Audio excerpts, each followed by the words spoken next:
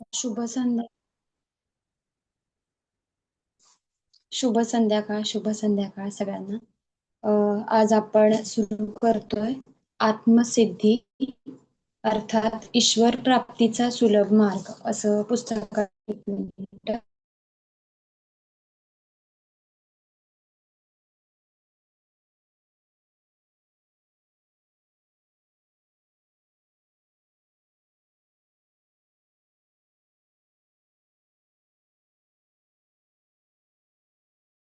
जी बरीचशी पुस्तकं वाचली जसं दत्तदुर्गा संवाद, सिद्ध योग्यांच्या सहवासात.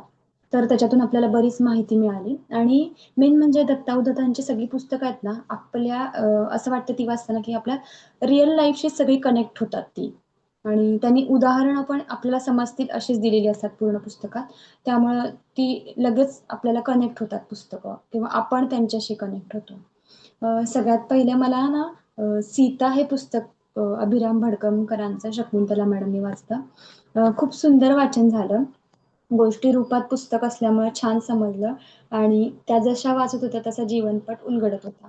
तर त्या अनुषंगानं मला एक आठवण सांगायची आहे म्हणजे मागच्या वर्षी याच काळात म्हणजे फेब्रुवारीच्या या 27 25 पासून 28 पर्यंत मॅडमनी एक हे आयोजित केलं होतं. पिरामिडला शिबिर आयोजित केलं होतं.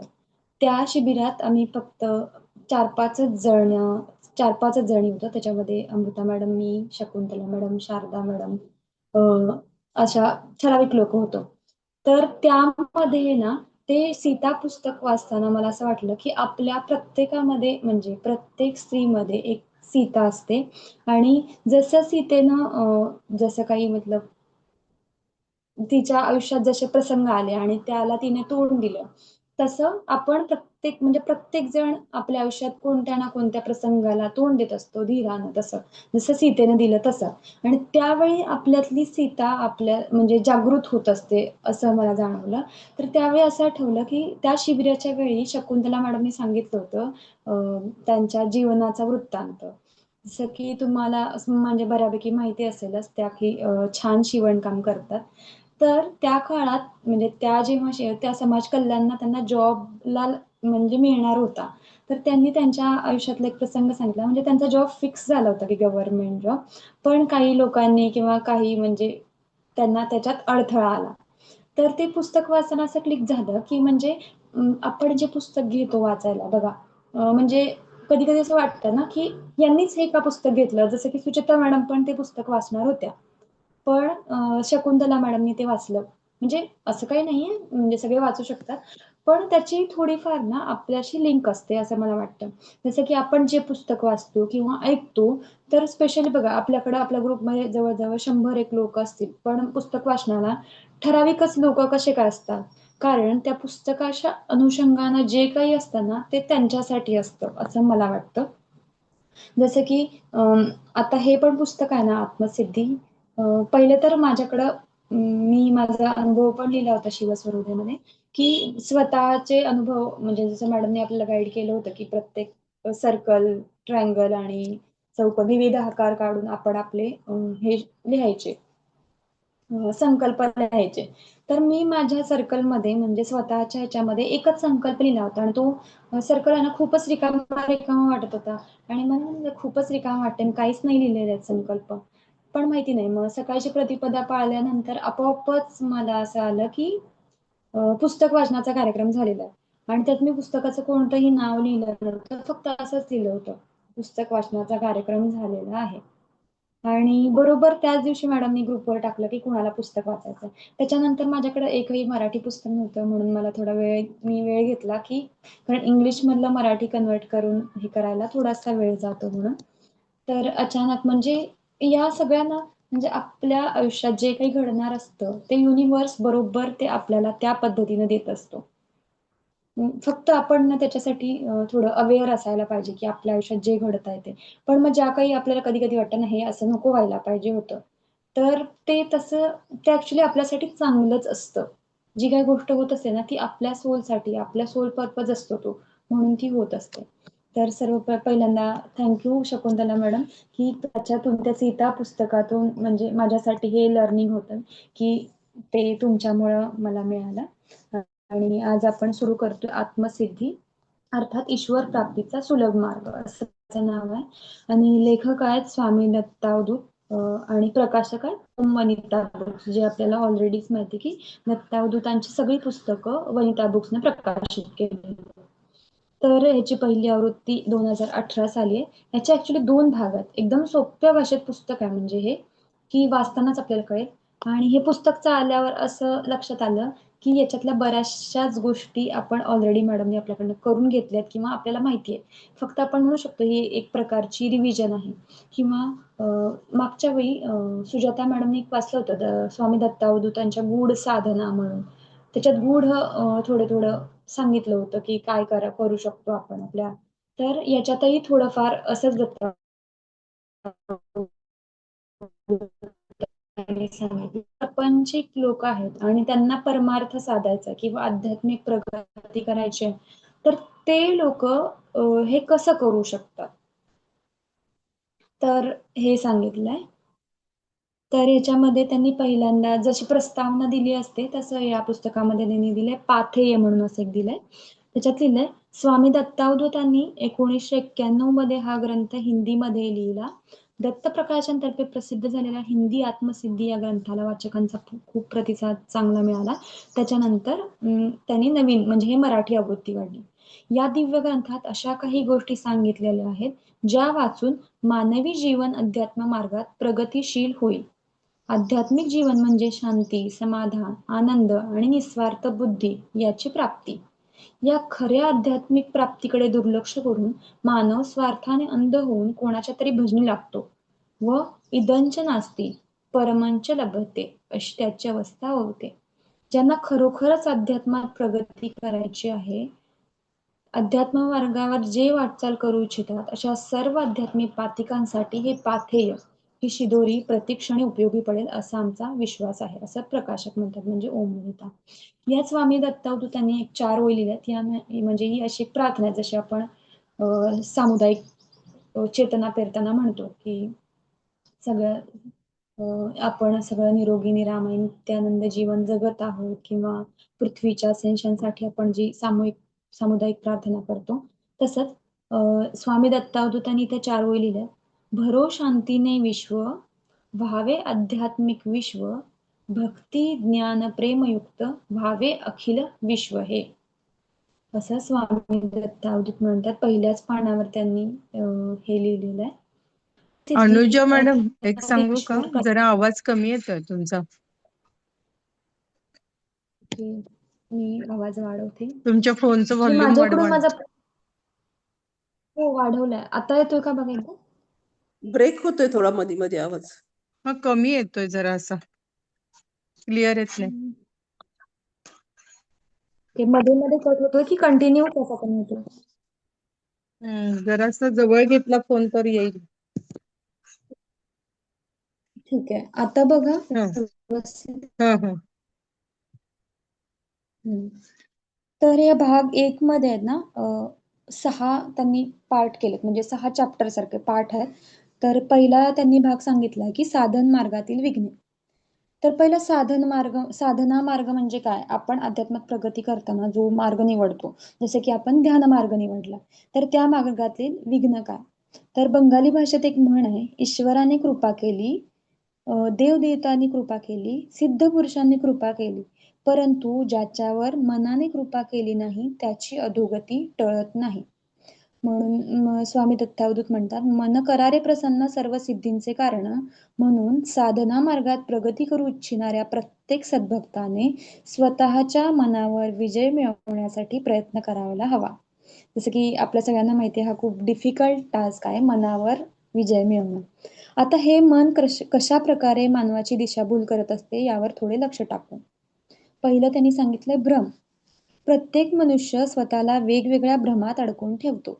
किंबहुना त्याच्या प्रारब्धानुसार विविध प्रकारच्या भ्रमांची आवरणे त्याच्या बुद्धीवर पडलेली असतात.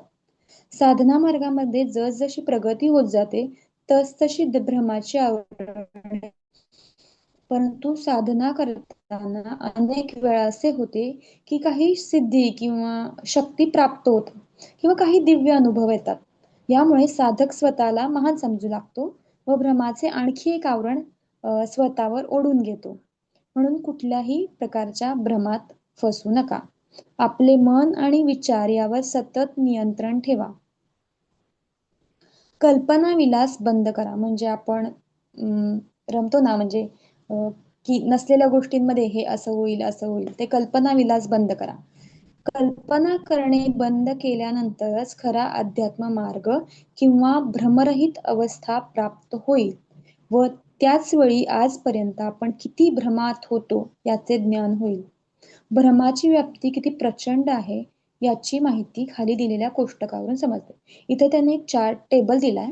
तर त्यांनी दोन त्या टेबलचे कॉलम आहेत. एका कॉलममध्ये आहे की आत्म्याची सत्य आणि ज्ञानमय अवस्था कशी असते, त्याचे त्यांनी 7 एक पॉईंट दिलेत आणि आत्म्याची भ्रममय अवस्था कशी असते याचे 7 पॉईंट दिले. तर पहिल्यांदा आपण आत्म्याची भ्रममय अवस्था कशी असते. तर पहिल्या पॉईंटमध्ये त्यांनी सांगितलं की जगाचे अस्तित्व दिसून येते. दुसरा आहे की आपण भ्रमात, म्हणजे आत्म्याची भ्रममय अवस्था कधी असते, अहंकाराने मला वाटते तेच बरोबर, मी म्हणतो तेच खरे, मी कोणीतरी विशेष आहे असे वाटत राहते. घोर अज्ञानी माणसालाही आपण खूप ज्ञानी आहोत असे वाटत राहते व आपल्या ज्ञानाच्या वल्गना तो सतत करत असतो. वल्गना म्हणजे बढाया मारत असतो स्वतःच्या. विचारांच्या प्रवाहात सतत वाहत राहतो. सतत हवेत मनोरे बांधत राहतो.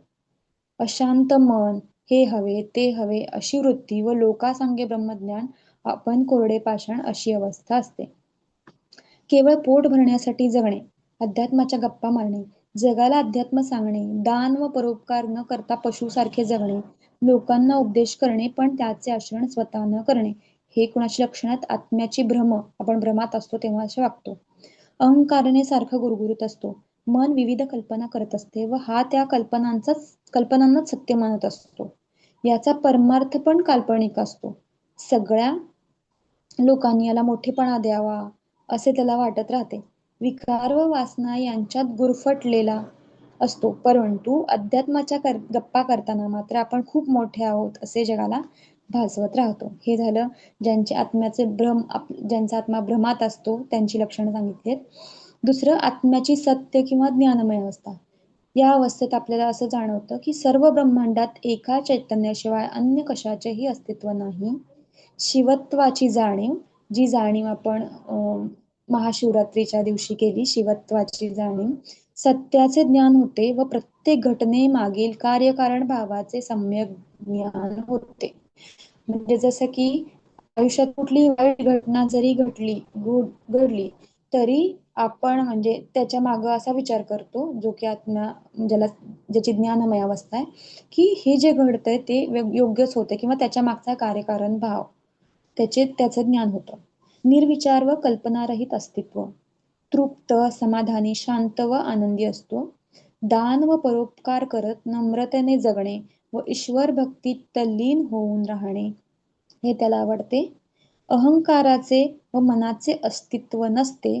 मन निर्विकल्प होऊन चैतन्यात विलीन झालेले असते. अंतर्ज्ञान व अंतर्दृष्टी असूनही सामान्य जनांमध्ये तो त्यांच्यातलाच एक होऊन राहतो. त्याच्यामुळे त्याची महानता कोणालाही कळत नाही. या सर्व वर्णनांवरून वाचकांना भ्रमाच्या व्याप्तीची कल्पना येईल व भ्रमाला समूळ नष्ट करणे किती कठीण आहे याचा बोध होईल. या भ्रमावर विजय मिळवण्यासाठी निर्विचार अवस्था प्राप्त करणे आवश्यक आहे. मन जसजसे निर्विचार होऊ लागेल तसतशी भ्रमाची आवरणे दूर होऊ लागतील. हे साधना मार्गातील पहिला अडथळा म्हणजे भ्रम, त्याच्याबद्दल हे सगळं सांगितलंय. दुसरा आहे आत्मप्रतिष्ठा. आत्मप्रतिष्ठा म्हणजे काय? तर आत्मप्रतिष्ठा म्हणजे स्वतःला विशेष काहीतरी समजणे, बढाई मारणे, लोकांनी आपली प्रशंसा करावी, कौतुक करावं अशी अपेक्षा करणे. अध्यात्मात जर प्रगती व्हावी असे वाटत असेल तर अशा प्रवृत्तीचा त्याग करणे अत्यंत आवश्यक आहे. या प्रवृत्ती अहंकार वाढवतात, स्वार्थाला जन्म देतात, भक्ती, सेवा आणि परोपकार यांना दूषित करतात. ज्यांच्यामध्ये मोठेपणा मिळवण्याची लालसा दडलेली असते ते जे काही करतात ते मोठेपणा मिळवण्यासाठीच करतात आणि मोठेपणा मिळणे बंद झाले की ते अशांत होतात. खऱ्या साधकांनी अशा सर्व प्रवृत्तीपासून दूर राहायला हवे व निस्वार्थ भावाची जोपासना करायला हवी. परोपकार, दान, धर्म, सेवा जे काही करायचे असेल ते सर्व निस्वार्थ भावाने करायला हवे. कधीही प्रशंसेची अपेक्षा करता कामा नये. मानवी जीवनातील परम कर्तव्य म्हणजे परोपकार, सेवा, भक्ती, प्रेम व दान, हे जे की आपल्याला अगोदरपासून माहीतच आहे. या सर्व गोष्टींना धर्माचरण असे म्हणतात. म्हणून सतत परोपकार करत राहायला हवे. सर्वांबरोबर प्रेमाने वागायला पाहिजे. दान करत राहायला हवे. परोपकाराची एकही संधी गमावू नये. परमेश्वराची कृपा असेल तरच परोपकाराची संधी प्राप्त होते. सत्कर्म करताना सन्मानाची अपेक्षा करू नये. सन्मानाची अपेक्षा करून जे सत्कर्म केले जाते त्याचे फळ मिळत नाही. कोणाच्या तरी सांगण्यावरून काही लोक दानधर्म करतात. अशा धर्माचरणाचे फळ फार कमी प्रमाणात मिळते. ईश्वर अत्यंत बारीक सारीक गोष्टींचा हिशोब करत असतो. म्हणून सत्कर्म करताना फळाची अपेक्षा करू नये. निस्वार्थ भावाने सत्कर्म करायला हवे. म्हणून म्हणतात, नेकी कर और दर्या में डाल. म्हणजे जे काही चांगलं काम करायचं आहे ते समुद्रात फेकून द्यायचं. म्हणजे ते गिनत नाही बसायचं की मी हे चांगलं काम केलं असं. म्हणजे सत्कर्म कर व विसरून जा. सत्कर्माची आठवण सुद्धा ठेवू नकोस. या गोष्टी अत्यंत गहन आहेत. या गोष्टींचे मर्म ज्याला समजेल त्याच्याकरता ईश्वर दूर नाही. खुद को कर बुलंद इतना की खुदा बंदे से पूछे बता तेरी रजा क्या है. म्हणजे स्वतःच्या मनाला इतकं विशाल करावं की प्रत्यक्ष परमेश्वर आपल्या भक्ताच्या हृदयात सामावून जाईल आणि आतून भक्ताला विचारेल, बोल मी तुझ्यासाठी काय करू. ही पराकोटीची समाधानाची अवस्था असून भगवंताच्या प्रश्नाला भक्त उत्तर देतो, नको मला काही नको, मी आनंदात व समाधानात आहे. परमार्थातील ही अत्यंत उच्च कोटीची अवस्था आहे. तर ही दुसरी अवस्था होती आत्मप्रतिष्ठा. म्हणजे आपल्याला कधी परमार्थात आत्मप्रतिष्ठा बाळगायची नाही. पहिला होता भ्रम, दुसरी होती आत्मप्रतिष्ठा.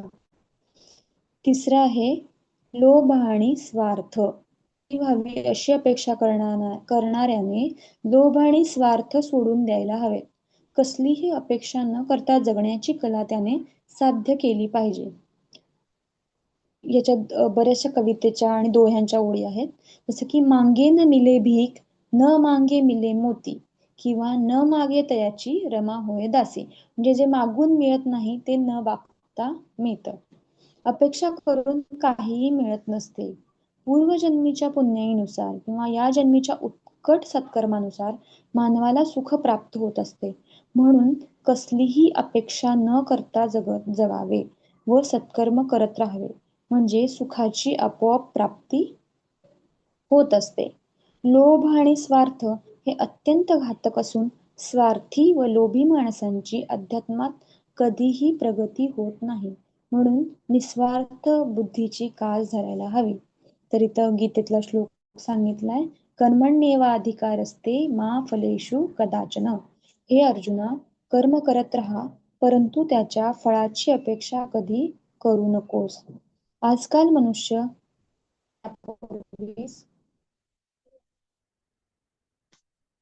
फळाची अपेक्षा करतो. हे केल्याने मला काय मिळेल, किती फायदा होईल, किती दिवसात फायदा होईल इत्यादी गोष्टींचा प्रथम विचार करून मगच कर्म करायचे की न करायचे हे ठरवतो. अशा प्रकारे विचार करणाऱ्या लोकांना आमचे स्पष्ट सांगणे आहे की अशा लोकांनी देवाधर्माच्या नादी लागू नये. अशा लोकांची आध्यात्मिक प्रगती होत नसते. असे लोक फक्त व्यापार करू शकतात. आपण पण कधी काळी याच ह्याच्यात होतो की देवाला, अजूनही असे लोक आहेत की माझं हे काम होऊ दे मग देवाला हे करीन वगैरे असं. अशा सर्व गोष्टींचा विचार करून निस्वार्थ आणि निरपेक्ष बुद्धीने कर्म कराल तर परमानंदाची प्राप्ती होईल. परोपकार आणि सेवा निष्काम भावनेने करत राहिल्याने दिव्य जीवनाची अनुभूती यायला सुरुवात होते. अर्थात हे काही सोपे नाही. बरोबर. रोज आपण हे सगळं जरी म्हणजे ऐकत असलो तरी रोजच्या जीवनात हे सगळं म्हणजे खूप अशक्य आहे. कारण आपल्याला लहानपणापासून अशी सवय लागली की जे काही आहे ना म्हणजे ते मागून मिळायचं. आता तर हे सांगितलं ना दत्तावधीने की मागितल्यावर मागे मागून भिकाऱ्याला भीक पण नाही मिळत, पण मागता भरपूर मिळतं. पण आपल्याला अशी सवय झाली आहे की मागितल्याशिवाय मिळत नाही असं. तर अर्थात हे काही सोपे नाही. जागरूक राहून दररोज स्वतःला शिकवावे लागते. सत्कर्म, सेवा, भक्ती करताना हे सर्व माझ्या हातून ईश्वर करून घेत आहे असा भाव मनात आणावा लागतो. ईश्वर करता आहे या जाणीवेने कर्म केल्याने अहंकार होत नाही. इथं गीतेतलाच एक श्लोक केलाय. यत् करोषि यदश्नासी यज्जुहोषि ददासि यत् तपस्यसि कौंतेय तत् कुरुष्व मदर्पणम. म्हणजे ह्याच्यात भगवान म्हणतात, हे कौंतेय, म्हणजे अर्जुनाला संबोधून म्हणतात, हे कौंतेय, तू जे काही करशील, खाशील, पिशील, हवन करशील, दान करशील, तपस्या करशील, ते सर्व मला अर्पण कर. याचा सरळ अर्थ असा आहे की कर्तेपणाची भावना मनातून काढून टाक. ईश्वर करता आहे या जाणीवेचा विकास करणे. लोभ, स्वार्थ पूर्ण नष्ट झाल्यानंतरच कर्मफलाची इच्छा नष्ट होते व कर्मफलाची इच्छा नष्ट झाल्यानंतरच ईश्वर करता आहे याचा अनुभव येऊ लागतो. एका वेगळ्या विश्वात आपण प्रवेश केला आहे याची जाणीव साधकाला होते. सृष्टी पलीकडील या विश्वात अनुपम सौंदर्य आहे, सुसूत्रता आहे याचा अनुभव साधकाला येतो. वृक्षाचेही पान हाले ज्याची सत्ता, राहिली अहंता कोठे मग, असा क्षणोक्षणी अनुभव येऊ लागतो. म्हणजे ज्याच्या इच्छेविना झाडाचं पान पण हलत नाही, मग आपल्या आयुष्यात तर सगळं त्याच्या इच्छेप्रमाणे होणार आहे असा अनुभव क्षणोक्षणी येऊ लागतो. या अनुभवानंतर एक अगम्य अशी तृप्ती साधकाला प्राप्त होते.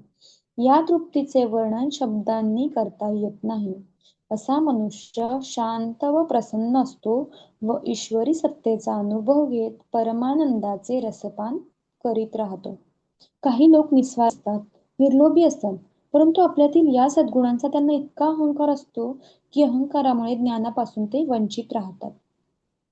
आध्यात्मिक उन्नतीसाठी कुठल्या सद्गुणांची आवश्यकता असते यावर आपण पुढील अध्यायात दृष्टिक्षेप टाकू. तूर्त एवढे लक्षात घ्या की अध्यात्म म्हणजे तासनतास केलेला पूजापाठ नव्हे.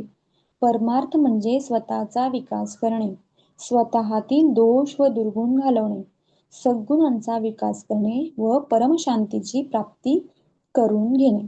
आध्यात्मिक उन्नतीसाठी किंवा दिव्य जीवनाच्या प्राप्तीसाठी ज्या गुणांची आवश्यकता असते त्या गुणांविषयी आपण पुढील अध्यायात चर्चा करू. या पहिल्या याच्यामध्ये दत्तावधूतांनी सांगितलं की कोणत्या गोष्टी साधनेत बाधा किंवा अडथळा आणतात, तर पुढच्या चॅप्टरमध्ये किंवा पुढच्या पाठात त्यांनी सांगितलं की आध्यात्मिक उन्नतीसाठी आवश्यक सद्गुण. त्यातला पहिला आहे की विचार विजय. अंतरी नोहे विचार, नर नोहे तो शंकर. अध्यात्मात प्रगती करण्यासाठी म्हणजे अंतरी नोहे विचार म्हणजे अंतरी कोणताही विचार नाही असा माणूस कोण आहे, असा नर कोण आहे, नर नोहे तो शंकर, म्हणजे असा तो नर नसून शंकर आहे, म्हणजे ज्याच्या अंतरी विचार नसतो तो. अध्यात्मात प्रगती करण्यासाठी मनाला निर्विचार बनवणे अत्यंत आवश्यक असते. दिवस रात्र आपल्या मनामध्ये विचारचक्र फिरत असते. या विचारचक्रावर सतत लक्ष ठेवायला पाहिजे. सुरुवातीला हे कठीण वाटेल, परंतु काही महिने अभ्यास केल्यानंतर विचारांवर लक्ष ठेवणे जमू लागेल. नंतर हळूहळू कामकाज करताना सुद्धा विचारांवर लक्ष ठेवण्यात तुम्ही यशस्वी व्हाल.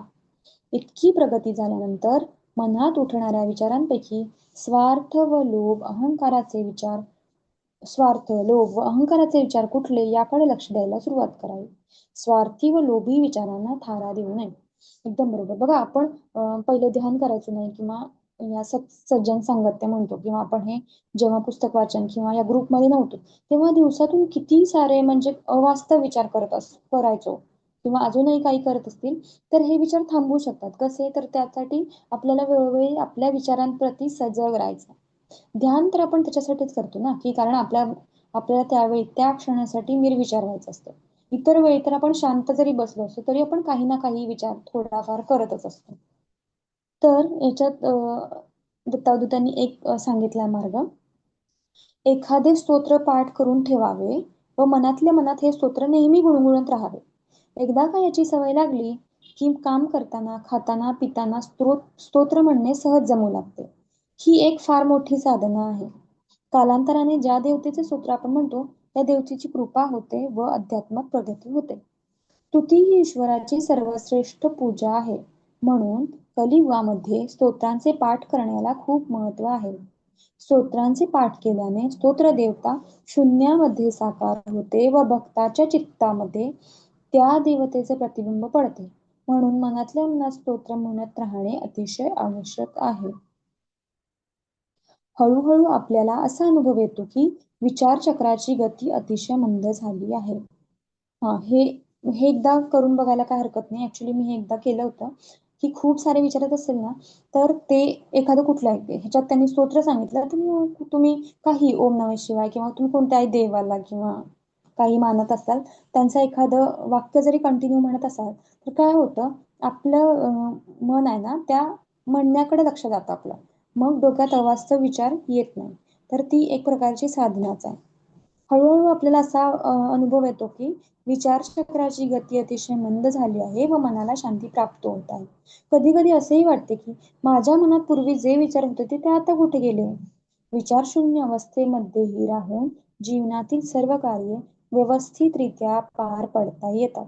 हा अनुभव तर अतिशय दिव्य असतो.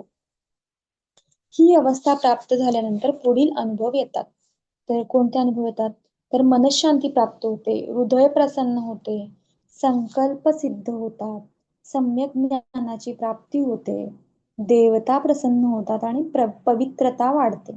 वस्तू, व्यक्ती, प्राणी यांच्या सहवासात राहिल्यावर किंवा त्यांना स्पर्श केल्यावर सूक्ष्म शरीरावर जे परिणाम होतात त्या चांगल्या वाईट परिणामांचे ज्ञान होते. अशा प्रकारे ज्ञानाच्या कक्षा विकसित होत जातात.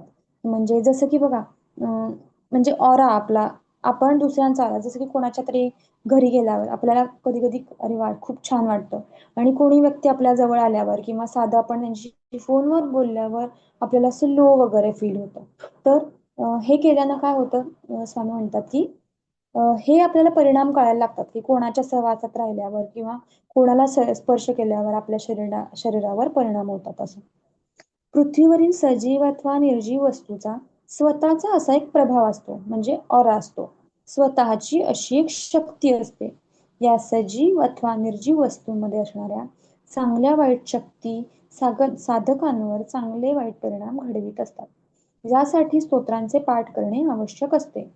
स्तोत्र देवता साधकाला योग्य त्या प्रेरणा देत राहतात. दुष्ट स्पंदनांपासून व दुष्ट शक्तींपासून स्वतःचा बचाव करावा कसा करावा हे शिकवतात.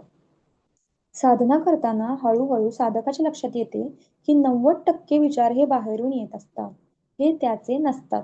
मानवाचे मन ज्या स्तरावर अडकते त्या स्तरातील विचार त्याच्या मनात येत राहतात. हे लक्षात आल्यावर साधक नेहमी उच्च स्तरावर राहण्याचा प्रयत्न करत असतो. हो, जसं की बघा आपल्याला कुठलीही म्हणजे एखादी गोष्ट हवी असेल किंवा पाहिजे असेल, तर आपल्याला त्याच गोष्टींचे विचार सारखे येतात किंवा आपण त्याच्याबद्दलच विचार करतो. साधी जरी गोष्ट घ्यायची म्हणली, तर आपल्याला कुठली गोष्ट खायची असेल ना, तर आपण त्याच्याविषयी म्हणजे आपोआपच ते विचार येतात. किंवा जसं की त्या पदार्थात ज्या कुठली गोष्ट असते घातलेली, तर ते इन्ग्रेडियंट जरी दिसलं किंवा ती वस्तू जरी दिसली तरी आपल्याला तो पदार्थ आठवतो. तर स्वामी म्हणतात की हे सगळे बाहेरचे विचार आहेत.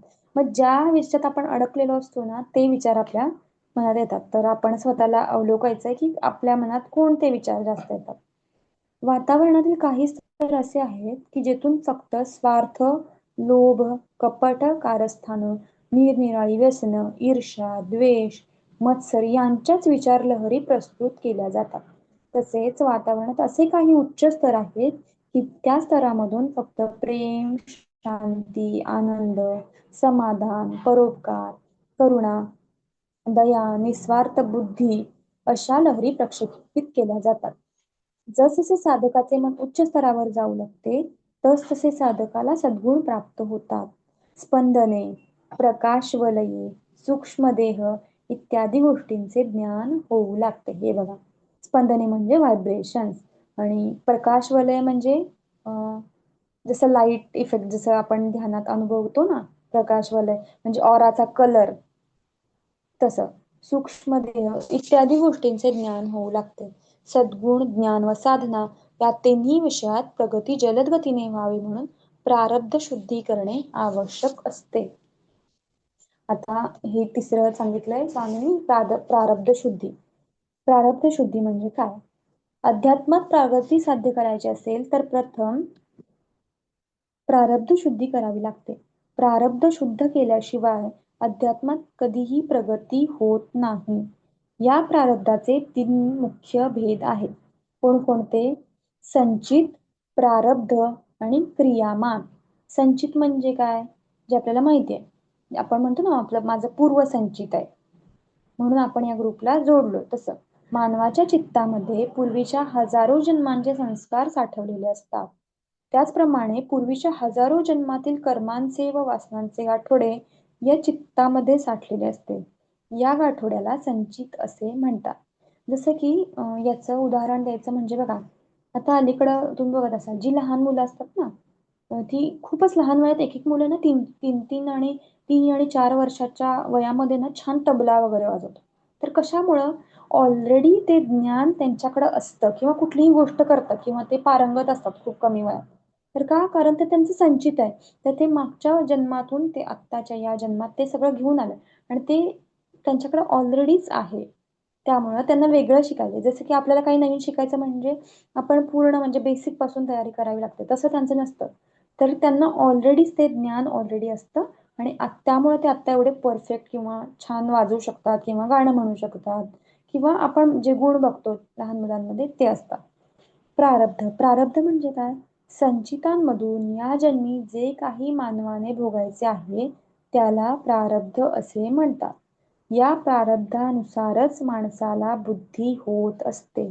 म्हणून बुद्धी कर्मानुसारिणी असं म्हटले जाते. हे समजलं असेल. प्रारब्ध म्हणजे या जन्मात आपल्याला जे काही भोग भोगायचे असतात ते आपल्याला त्याला प्रारब्ध म्हणतात. त्या प्रारब्ध म्हणजे आपण जी गोष्ट करतो, जसं की एखादी आपल्याला काहीतरी भोग समजा की असं केलं म्हणून हे असं झालं. पण ते तसं नसतं. आपण ती गोष्ट भोगायची असते आपल्याला, म्हणूनच आपल्या हातून ती गोष्ट होत असते. तशीच आपल्याला बुद्धी येते. माणसाला तशीच बुद्धी येते आणि त्याप्रमाणे आपल्याला ते प्रारब्ध भोगून संपवायचं असतं. क्रियामान.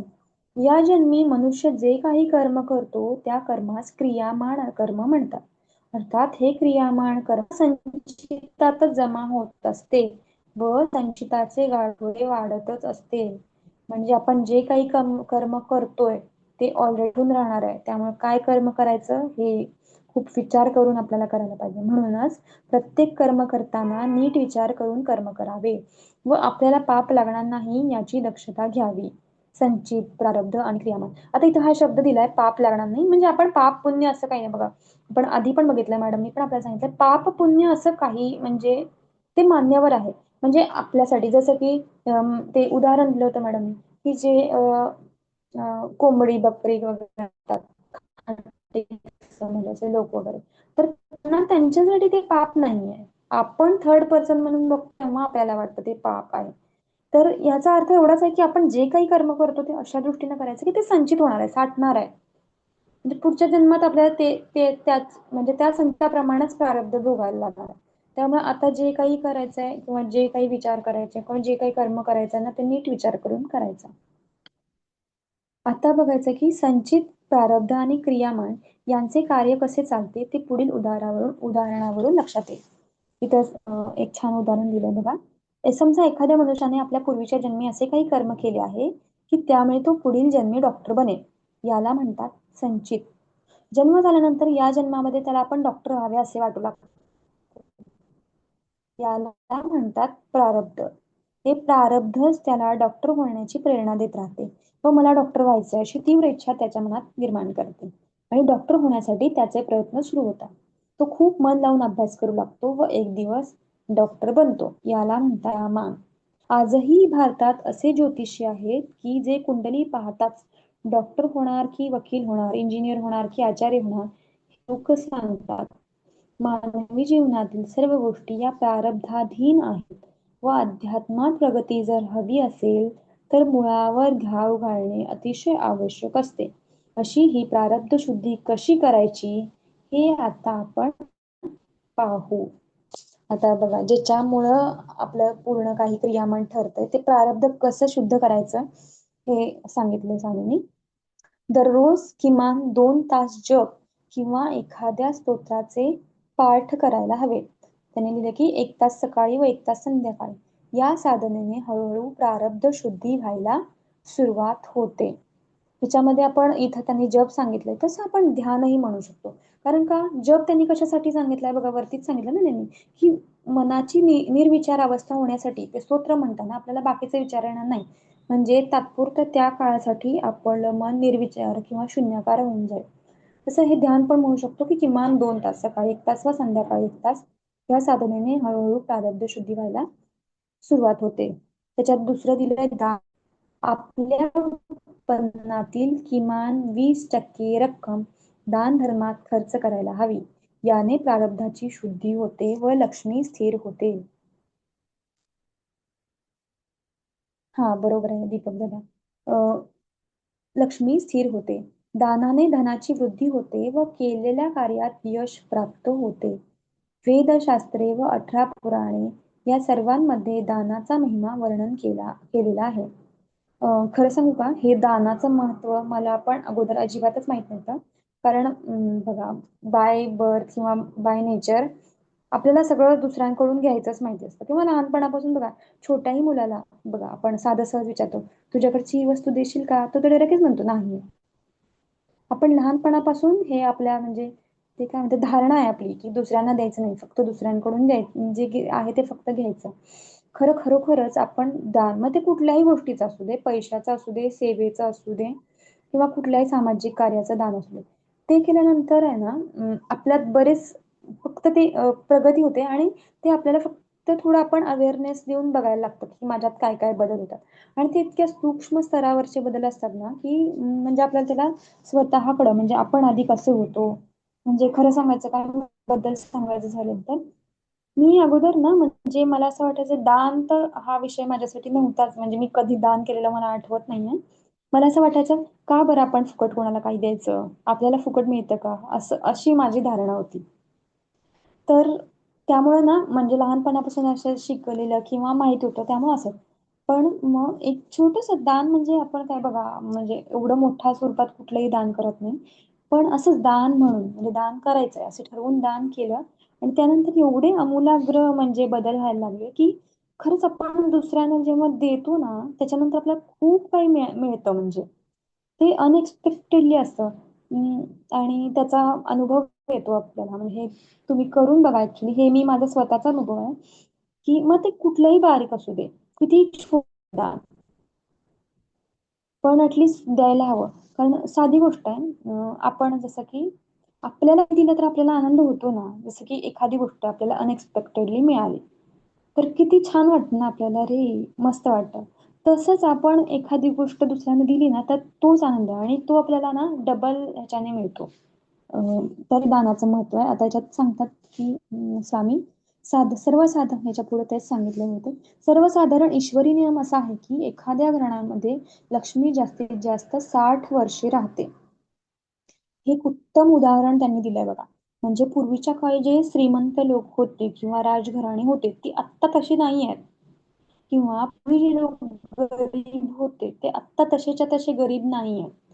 त्यांच्या म्हणजे संपत्तीत वाढ झाली किंवा त्यांच्या राहणीमानात सुधारणा झाली. तसं स्वामी म्हणतात, की ईश्वरी नियम असा आहे, की एखाद्या घरामध्ये लक्ष्मी जास्तीत जास्त 60 वर्षे राहते. घराण्यातील पूर्वज जर जास्तच पुण्यवान असतील, तर लक्ष्मी 75 वर्षांपर्यंत सुद्धा राहते. या कालावधीतच पुण्याईचा क्षय होत असतो. घराण्यामध्ये कोर्ट कचेऱ्या, भांडणं, कलह, पिशाच्च शक्तींचा उपद्रव अशा प्रकारचे त्रास सुरू होतात. शेवटच्या 10 ते 20 वर्षात सर्व संपून जाते. दारिद्र्य, अहंकार, अज्ञान व मूढता यांच्या खाईत ते घराणे लोटले जाते. लक्ष्मी निघून जाते व अहंकार, दारिद्र्य व दुर्गुण घराण्यात शिल्लक राहतात. धन, यश, कीर्ती, ऐश्वर्य, विद्या, सत्ता, सौंदर्य, सामर्थ्य या सर्व गोष्टी पूर्व पुण्याईने प्राप्त होत असतात व पूर्व पुण्याई ही दैनंदिन मानवी जीवनामध्ये रोजच खर्च होत असते. याकरता पुण्याई सतत वाढवत राहणे आवश्यक असते. ईश्वर चिंतन व दान याने पुण्याई वाढत राहते. म्हणून सतत ईश्वर चिंतन व दान करत राहायला हवे. धनवानांनो, म्हणजे आपल्याला संबोधून स्वामी म्हणताय की धनवानांनो, या चंचल लक्ष्मीवर कधीही विश्वास ठेवू नका. अहंकार, घमेंड, स्वार्थ व लोभ या अशा अनेक दुर्गुणांना बरोबर घेऊन ही लक्ष्मी आपल्या घरी येते व ती जेव्हा जाते तेव्हा अनेक दुर्गुणांना आपल्या घराण्यात सोडून जाते, असे विद्वान लोकांचे म्हणणे आहे. परंतु खरी गोष्ट अशी आहे की अपुऱ्या पुण्याईमुळे धन आल्यानंतर माणसाला अहंकार होतो व अहंकार सर्व दुर्गुणांना जन्म देतो. भरपूर पुण्याई असेल तर खऱ्या अर्थाने लक्ष्मी प्रसन्न होते व लक्ष्मी प्रसन्न झाली असता ऐहिक व परमार्थिक उन्नती होते. बघा, लक्ष्मी प्रसन्न म्हणजे जसं मागच्या एका पुस्तक वाचनाच्या वेळी, कार्यक्रमाच्या वेळी मॅडम सांगत होत्या की त्या म्हणतात की त्यांच्याकडे पैसे येतच आहेत, त्यांना नको आहेत ते पैसे. तर हे म्हणजे काय, लक्ष्मी प्रसन्न होते. आणि एक एक लोक बघा की पैसे मिळवण्यासाठी किंवा छोटे म्हणजे दिवसाचे 200-100 रुपये कमाई करण्यासाठी त्यांना किती सारे कष्ट करावे लागतात. तर हे काय म्हणजे लक्ष्मी प्रसन्न होणं हे सांगितलं. आणि कमीत कमी 60 वर्षापर्यंत एखाद्या घराण्यात लक्ष्मी म्हणजे पूर्ण प्रसन्न. नंतर म्हणूनच आपण बघतो बघा, तुमच्या लहानपणी तुम्ही ज्या घरात बघितलं असेल की ते खूप श्रीमंत होते, आत्ता त्यांच्या घराण्यात तसे श्रीमंत नाहीये. किंवा लहानपणी तुम्ही बघितलं असेल की ज्यांच्या घरात खायलाही नाही मिळायचं ते लोक आता खूप छान आयुष्य जगत आहेत किंवा त्यांच्यात संपत्ती असं. पुढचा गुण सांगितलंय निरपेक्षता. अपेक्षा हे सर्व दुःखांचे मूळ आहे. कोणाकडून कसलीही अपेक्षा करू नये. अगदी परमेश्वराकडूनही कसलीही अपेक्षा करू नये. अध्यात्मात प्रगती होण्यासाठी निरपेक्षता या गुणाची जोपासना करणे अत्यंत आवश्यक असते. निस्वार्थ बुद्धी जेव्हा परिपक्व होते तेव्हा तिला निरपेक्षता म्हणतात. निरपेक्षतेने अखंड समाधान प्राप्त होते आणि अंतःकरण इतके विशाल होते की प्रत्यक्ष परमेश्वर हृदयात येऊन राहतो. असा विशाल हृदयाच्या भक्तांविषयी श्री ज्ञानेश्वर महाराज म्हणतात, यथा परी पार्था माझिया भजनी आज तरी तया ते मी माथा मुकुट करी. किंवा देखे साधक निघोनी जाये मागा पाऊलांची ओळ राही तेथे ठाई ठाई होय आणि मागिक.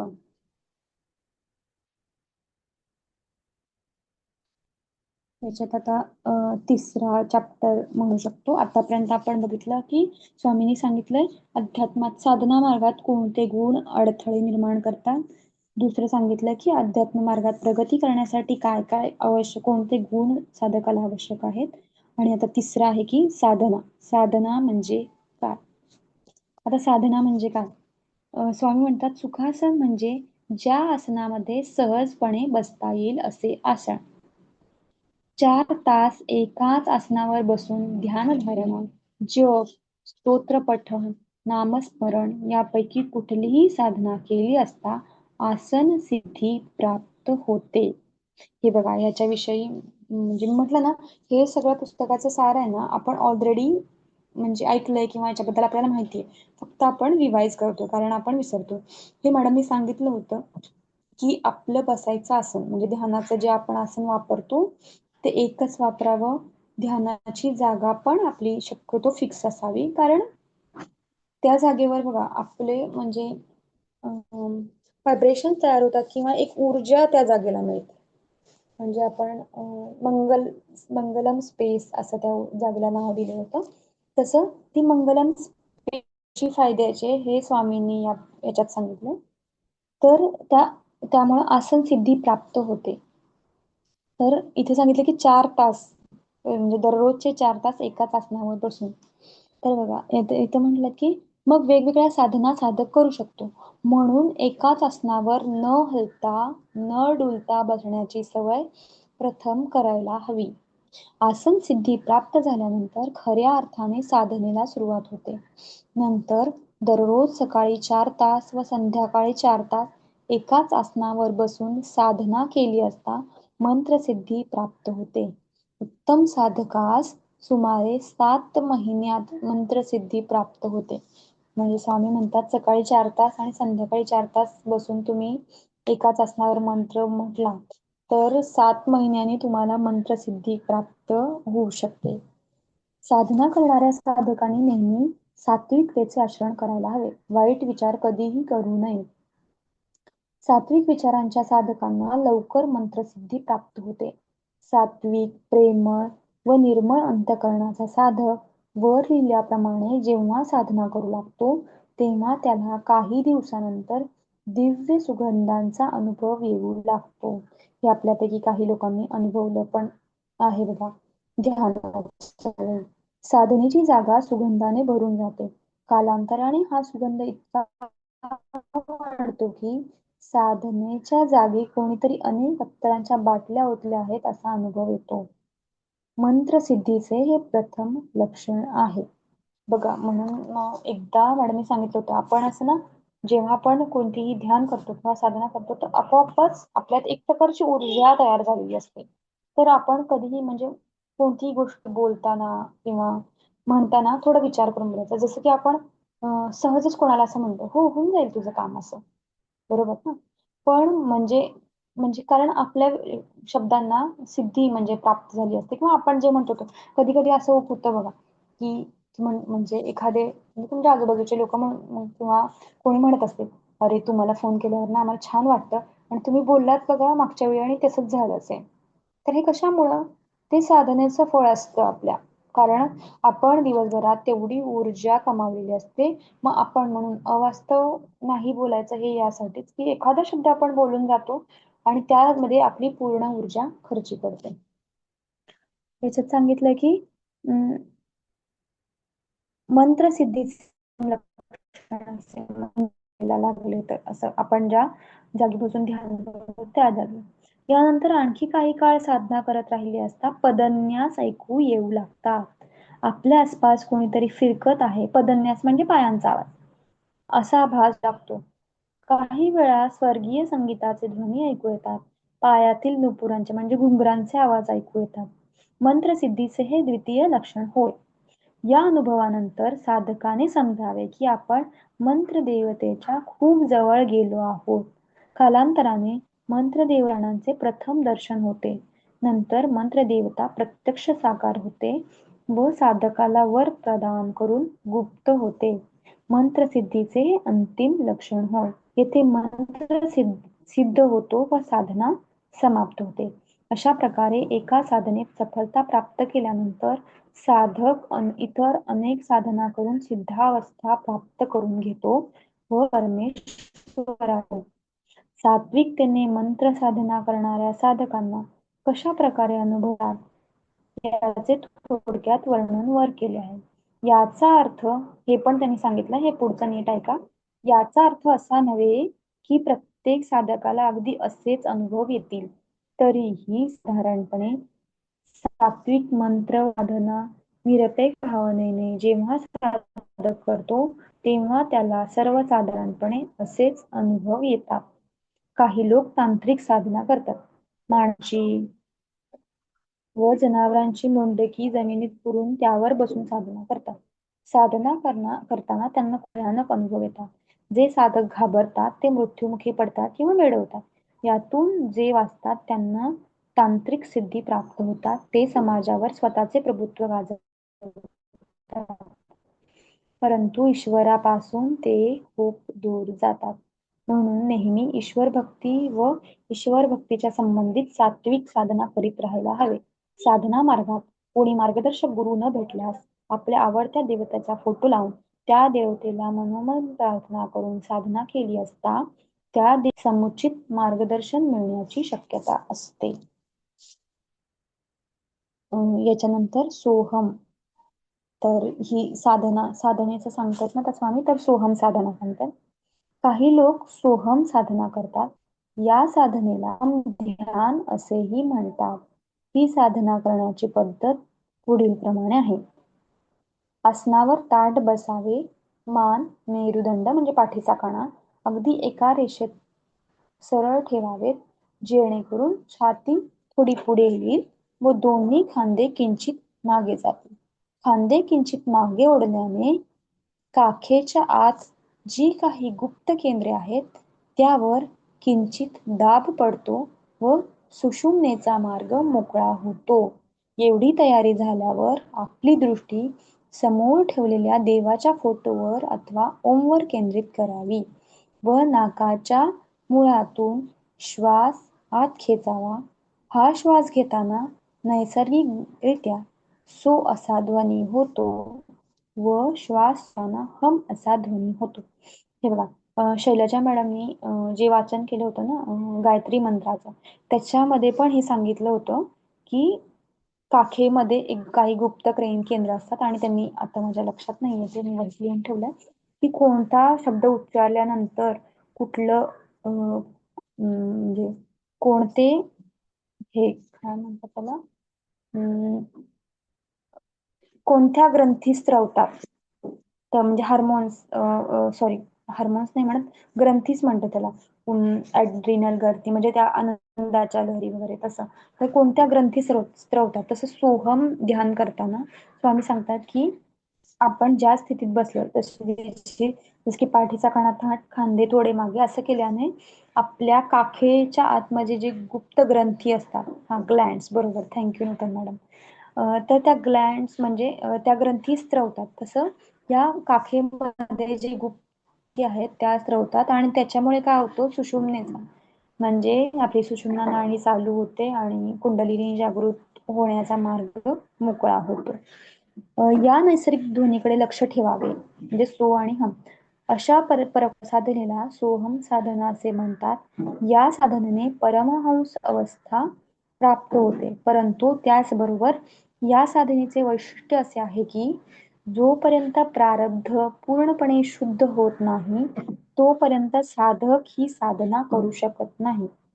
प्रारब्ध शुद्ध झाल्यानंतरच या साधनेत यश येते. कारण प्रारब्ध शुद्ध झाल्यावर सत्प्रवृत्तीची वाढ होते. त्यासाठी साधकाने आपल्या जीवनामध्ये प्रथम प्रारब्ध शुद्धीवर भर द्यायला हवा. आता प्रारब्ध शुद्धी कशी करायची याच्यापूर्वी स्वामींनी सांगितलं. काही दिवस सोहम साधना केल्यानंतर ओम अथवा देवाचा फोटो डोळ्यासमोर ठेवण्याची आवश्यकता राहत नाही. आता प्रारब्ध शुद्ध झालंय ते कसं ओळखायचं याच्यात सांगितलंय स्वामींनी. प्रारब्ध शुद्धीचे लक्षण काय?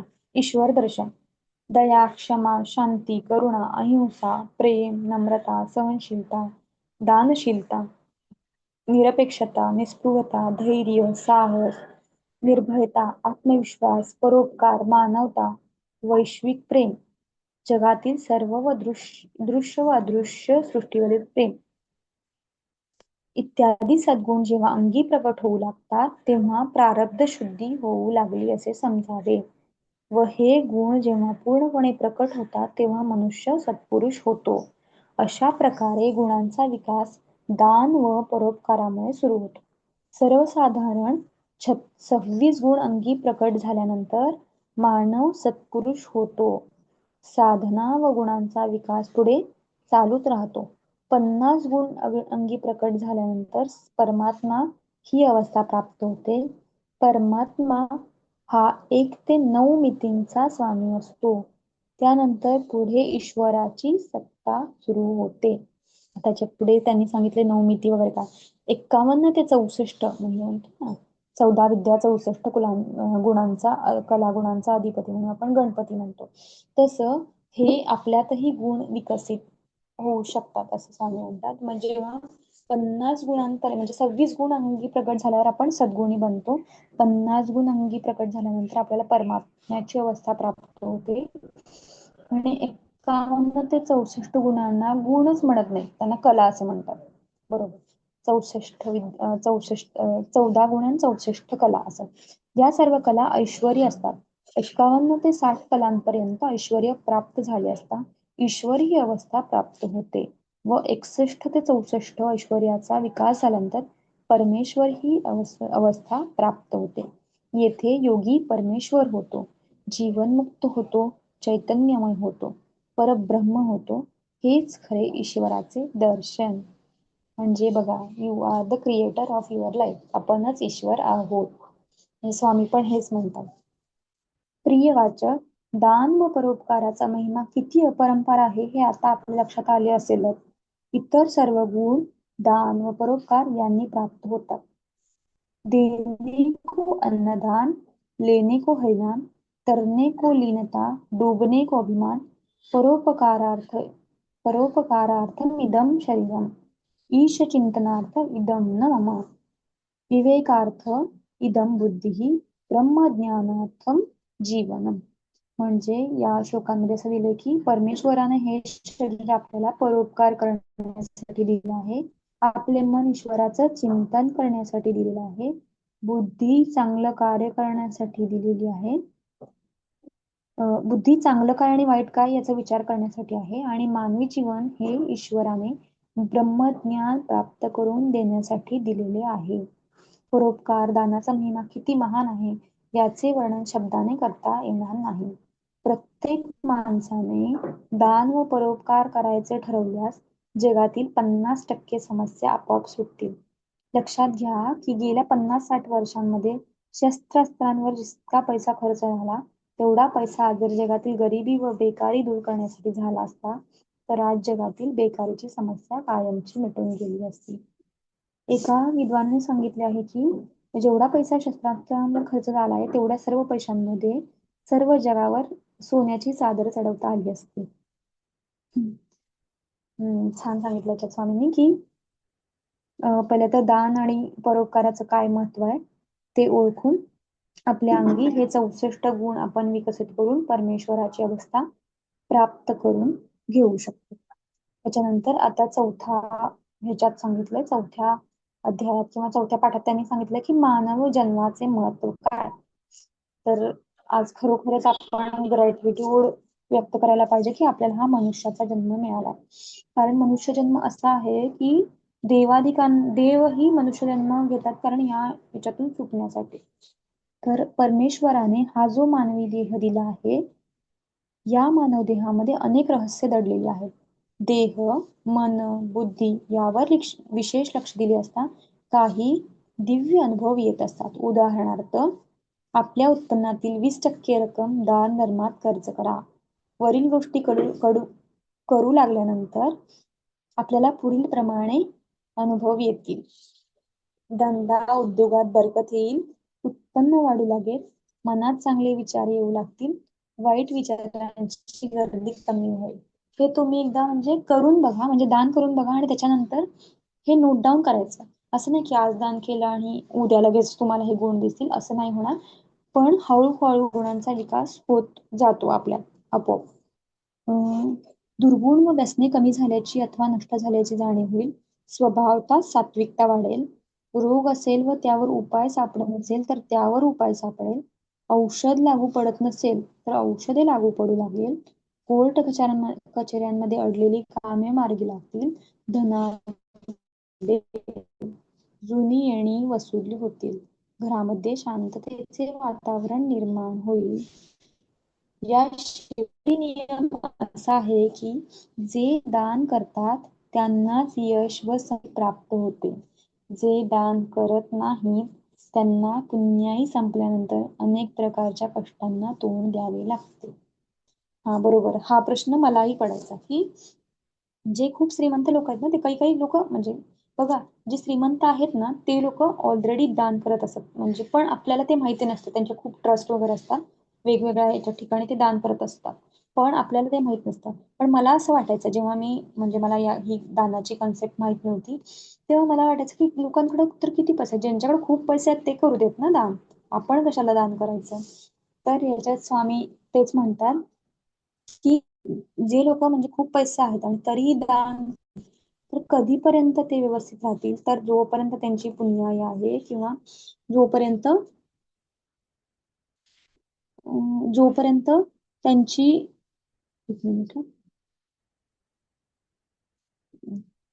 पुण्याई संपल्यानंतर आपोआपच त्यांचं ते म्हणजे जे आहे ज्यांची संपत्ती किंवा समृद्धी आपोआपच नष्ट होते आणि त्यांना विविध प्रकारच्या कष्टांना तोंड द्यावे लागते. गरिबी व मध्यम स्थिती या सर्व गोष्टी रथचक्राच्या आर्याप्रमाणे नेहमी वर खाली होत असतात. याच्यात स्वामींनी सांगितलं की दररोज हे पहिलं सांगितलं की मानवी जन्माच्या महत्वामध्ये की पहिलं आपल्या उत्पन्नातला 20% रक्कम दान धर्मात खर्च करायचे. दुसरं, दररोज एखाद्या लहानशा स्तोत्राचे किमान 100 पाठ करावे किंवा एखाद्या मंत्राचा किमान 5000 जप करावा. सर्वसाधारणपणे कोणालाही जमेल अशी ही गोष्ट आहे. सुमारे 100 दिवस अशा अनुभव येऊ लागतात. तिसरं सांगितलंय, घरातील सर्वांनी एकत्र बसून दररोज अर्धा तास जप करावा. म्हणजे सामूहिक साधन घरात. जसं मॅडमने सांगितलं होतं बघा, मुद्राचा कोर्स करताना की आपल्या घरातल्या लहान मुलांना किंवा ओंकार करताना पण, आणि त्याचे खरंच खूप छान इफेक्ट होतात की सामूहिकरित्या घरातलं पूर्ण वातावरण चेंज होऊन जातं. घरातील सर्वांनी एकत्र बसून दररोज अर्धा तास जप करावा. 3-4 महिन्यानंतर खूप चांगले अनुभव येऊ लागतात. या साधनेने माणसाचा देह, मन, घरातील वातावरण व आजूबाजूचे वातावरण या सर्व गोष्टींमध्ये प्रचंड परिवर्तन घडून येते. हे परिवर्तन दिसू लागल्यानंतर आपले प्रारब्ध थोडेफार हळूहळू शुद्ध होऊ लागले असे समजावे व नंतर ध्यानधारणा करायला सुरुवात करावी. 1-2 वर्षे चिकाटीने ध्यानधारणा केल्यानंतर दिव्य नाद ऐकू येऊ लागतील. नंतर या दिव्य नादावर लक्ष केंद्रित केले असता हे नाद अनेक प्रकारचे असून देहातील विविध केंद्रांमधून ऐकू येत आहेत हे लक्षात येते. हळूहळू नाद सूक्ष्म होऊ लागतात. जसजसे नाद सूक्ष्म होऊ लागतात तसतसे ध्यानही सूक्ष्म होऊ लागते. हळूहळू साधकाचे मन तल्लीन होऊ लागते व त्याला स्वतःच्या अस्तित्वाचा विसर पडू लागतो. साधकाच्या अंतर्दृष्टीसमोर एक नीलबिंदू दिसू लागतो. राम, दत्त अशी नावे आहेत. काली, लक्ष्मी, सरस्वती ही या नीलबिंदूची नावे आहेत. एक अल्लाह, हजार नाम हेच या नीलबिंदूला उद्देशून म्हटले आहे. अध्यात्मातील ही एक उत्तम अवस्था आहे. यानंतर फक्त या बिंदूवरच ध्यान केंद्रित करावे. याच्या नंतरच्या साधना कशा करायच्या असतात यासाठी वातावरणातील देवता व श्रेष्ठ आत्मे मार्गदर्शन करतात. ईश्वरी कृपेचे अनेक पैलू पार करत हळूहळू साधक सिद्धावस्थेकडे अथवा जीवनमुक्त अवस्थेकडे प्रवास करू लागतो. या पुस्तकाचे सर्व सार या एकाच अध्यायात सांगितलेले आहे. पहिल्या याच्यातच स्वामींनी म्हणजे या पुस्तकाचे पूर्ण सार सांगितलं असं म्हणतात. त्याच्यानंतर 5वा आहे की सात्विकतेचं महत्व काय. दया, क्षमा, शांती, करुणा, अहिंसा, प्रेम, मानवता, दातृत्व, नम्रता, निरपेक्षता, निस्पृहता, धैर्य, साहस, आत्मविश्वास, परोपकार, सहिष्णुता, वैश्विक प्रेम, विश्वबंधुता, निस्वार्थता, स्वाध्याय म्हणजेच अभ्यास, तितिक्षा म्हणजे सहनशीलता, भक्ती, वैराग्य, समर्पण, जिज्ञासा, ईश्वर शरणागती या सर्व गुणांना मिळून सात्विकता म्हटले आहे. हे गुण इतके तेजस्वी आहेत की यातील एक जरी गुण माणसाला प्राप्त झाला तरी मानवाला खूप महत्व प्राप्त होते व यातील काही गुण प्राप्त झाले असता मानव सत्पुरुष बनतो. खरे पाहता सात्विकता प्राप्त करण्यासाठीच ईश्वराने आपल्याला मानव जन्म दिला आहे. मानव देह हे ईश्वर प्राप्तीचे सुलभ साधन असून सूर, असुर, पितर, जनावर, यक्ष, गंधर्व, निशाचर इत्यादी विविध लोकात राहणाऱ्या जीवात्म्याला ईश्वराकडे जाण्यासाठीचे वाहन म्हणून परमेश्वर मानव देह प्रदान करतो. या मानव देहाची स्तुती स्वर्गातील देवही म्हणजे श्रेष्ठ आत्मे करतात. कारण कनिष्ठ स्वर्ग व श्रेष्ठ स्वर्ग इत्यादी लोकात राहणाऱ्या आत्म्यांची आध्यात्मिक प्रगती अत्यंत मंद गतीने होत असते. तर पृथ्वी तलावरील मानवाची आध्यात्मिक प्रगती जलद गतीने होत असते. कारण पृथ्वी तलावरील माणसाला परमेश्वराने कर्माचे स्वातंत्र्य दिलेले आहे. भोगत असताना विविध प्रकारच्या प्रलोभनांना व समय जीवन व्यतीत करत असताना जे परमेश्वराची भक्ती करतात त्यांना ईश्वरप्राप्ती फारच लवकर होते. पृथ्वी हे परमेश्वराचे विद्यापीठ असून या विद्यापीठात परमेश्वर विविध स्तरातील आत्म्यांना मानव योनीत जन्माला घालतो. यात परमेश्वराचा उद्देश मानवाने आध्यात्मिक प्रगती करावी असा असतो.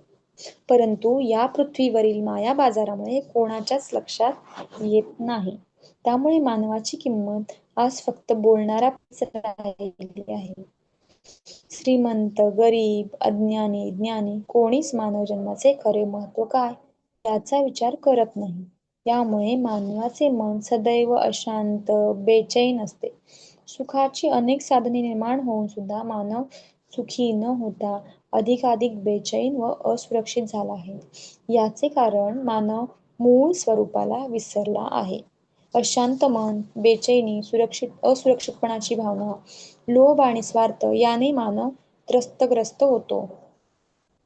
या त्रस्तग्रस्त अवस्थेवर मानव जे उपाय शोधतो ते सर्व उपाय हास्यास्पद असतात. त्रस्तग्रस्त व अशांत होते मन. हे मन अदृश्य आहे व सूक्ष्म आहे. या सूक्ष्म मनाला शांत करण्याचा एकमेव मार्ग म्हणजे सात्विकतेची जोपासना. या सात्विकतेची जोपासना मानव करावी म्हणून परमेश्वर संत महात्म्यांना पृथ्वी तलावावर पाठवत असतो. हे संत महात्मे मानवांना सात्विकतेचा उपदेश करत असतात व सात्विक बनविण्याचा प्रयत्न करत असतात. गेली हजारो वर्षे हे ईश्वराचे कार्य चालू आहे व पुढेही चालू राहणार आहे.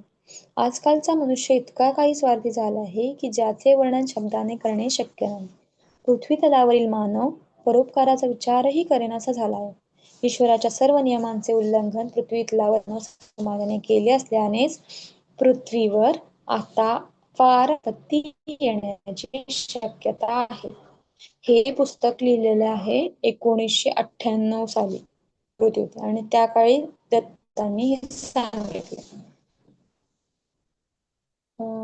ईश्वराच्या सर्व नियमांचे उल्लंघन पृथ्वी तलावरील मानव समाजाने केले असल्याने पृथ्वीवर आता फार मोठी आपत्ती येण्याची शक्यता आहे. ईश्वरी प्रकोप म्हणजे काय हे मानवाला सन 2040 पर्यंत समजून येईल. हे आपण आता मागे पण बघितलं. कोरोनासारखी महामारी म्हणा किंवा जे प्रचंड पूर, भूकंप होतात वेगवेगळ्या ठिकाणी ते. सर्व सृष्टी ही ईश्वरी नियमानुसार चालत असते आणि जेव्हा नियमांचे वारंवार उल्लंघन होते तेव्हा करावे तसे भरावे.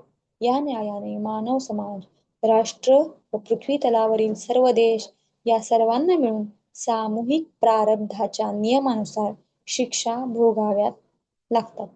या शिक्षा विविध प्रकारच्या आपत्तीने येत असतात.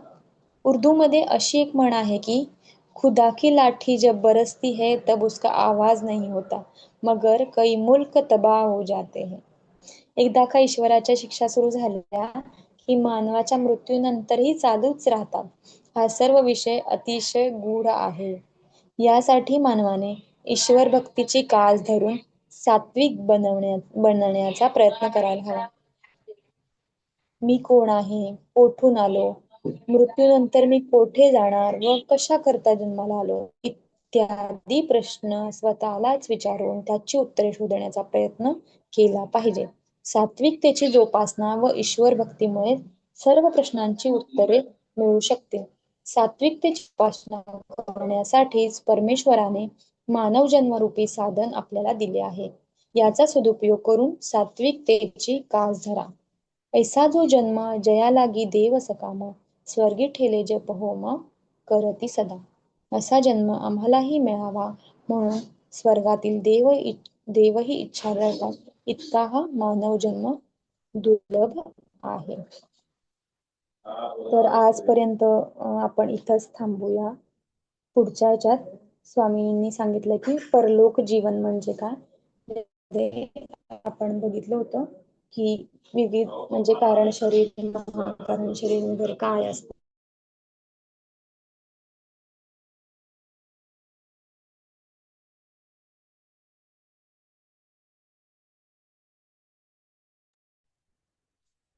तर आज आपण इथंच थांबूया. पुढचं उद्याचं जे वाचन आहे ते परलोक जीवन म्हणजे काय स्वामींनी सांगितलंय. तर त्या परलोकामध्ये कसं आहे म्हणजे कसं जीवन असतं जे की आपण याच्या अगोदर 7 शरीर वगैरे बघितली होती ना त्याच्याशीच रिलेटेड आहे. तर धन्यवाद सगळ्यांना तुम्ही नीट ऐकून घेतलं तर म्हणून. कोणाला काही शंका आहे का तुम्ही विचारू शकता किंवा काही नाही, छान सांगितलं प्रश्न अनुजा मॅडम. समजून छान सांगितलं तुम्ही. पहिल्या भागातला तक्ता टाकताल का? पहिल्या हो भागात म्हणजे तक्ता तो होता. हा 2 ते भ्रमात आपण कसे जगतो आणि सात्विकतेने किंवा ज्ञान प्राप्तीला कसे जगतो हो ते टाकून दे फोटो टाकते. ओके, थँक्यू, धन्यवाद. त्याच्यात बघा बरोबर